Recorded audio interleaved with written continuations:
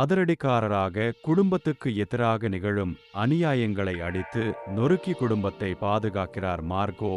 உன்னி முகுந்தன் உடன் பிறந்த சகோதரர் இல்லை என்றாலும் தன்னை எடுத்து வளர்த்ததற்காக ஜார்ஜ் சித்திக் குடும்பத்துக்கு அவ்வளவு விசுவாசமாகவும் படத்தில் இடம்பெற்றிருக்கும் அதீத வன்முறை காட்சிகளும் இரண்டாம் பாதியில் சலிப்பை ஏற்படுத்துகிறது.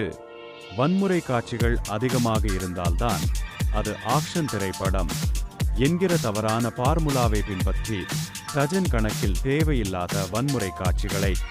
மற்றொரு புறம் இவரின் மகனாக வரும் அபிமன்யு திலகன் டீசென்டான பெராமென்ஸை கொடுத்திருக்கிறார்.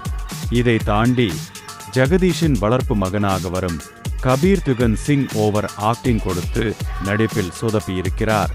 அது மட்டுமல்ல, எரியுங்களின் காதலன் கர்ப்பமாக இருக்கும் தன்னுடைய காதலியுடன் இருக்கும் விக்கரை வில்லன் டோனியின் ஜெகதீஷ் மகன்கள் கொலை செய்து விடுகிறார்கள். கொலையாளிகளை தேடி கண்டுபிடித்து மார்கோ பழி தீர்த்தாரா? விக்டரின் வாரிசை வில்லன் கிங்குகள. பின்னணி இசையில் ஒவ்வொரு காட்சியையும் உச்சத்தில் தூக்கி நிறுத்துகிறார் இசையமைப்பாளர் ரவி பஸ்ரூர். அதீதமாக இருந்தாலும் அத்தனை ஆக்ஷன் காட்சிகளிலும் ஸ்டண்ட் மாஸ்டரின் அவ்வளவு நேர்த்தியான உழைப்பை பார்க்க முடிகிறது. அதே ஆக்ஷன் காட்சிகளில் கதாபாத்திரங்களில் ஆக்ஷன் காட்சிகள் கவனம் செலுத்திய இயக்குனர் கதையிலும் கவனம் செலுத்தியிருந்தால் இந்த மார்கோ ஓஜி தானாக கோலொச்சி இருப்பார்.